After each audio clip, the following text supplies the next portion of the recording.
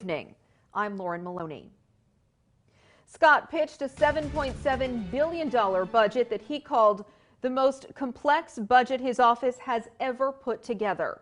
State House reporter Devin Bates was there for the speech. He joins us now live from the capital city to break down the numbers and also the response tonight from legislative leaders. Devin?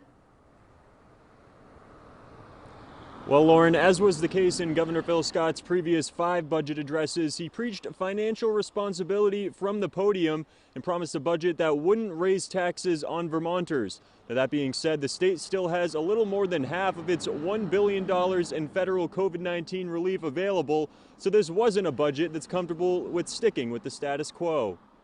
The American Rescue Plan Act provided Vermont unprecedented opportunity to tackle its biggest and priciest challenges, which is why Governor Phil Scott said his budget proposal is arriving at such a pivotal moment. In a normal year, we might have to choose between addressing deficits and debt or investing to grow the economy and revitalize our communities. But that's just not the case this year.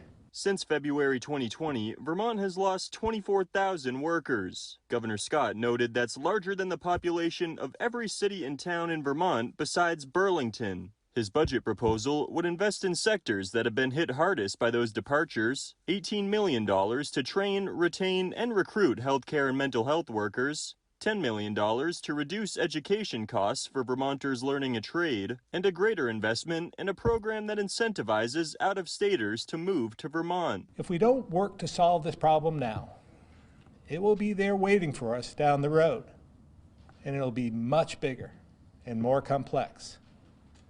Future governors and legislators will have to make decisions that are regressive, like slashing services and raising taxes and fees to balance budgets. And for the first time in 14 years, he pitched a budget increase for the University of Vermont. Each year, over 1,000 new workers come out of UVM to fill gaps in nursing, agriculture, and engineering. More than half of them came from other states, but decided to stay. And I think it's important to note that UVM hasn't raised tuition in 3 years in order to help students. And then there's housing. Governor Scott had a particular focus on the almost non-existent supply of affordable homes for middle-income families. He wants to invest $15 million toward increasing the state's supply of middle-income homes and $25 million toward renovating rundown and unlivable units. As of December, the median home price was more than $369,000.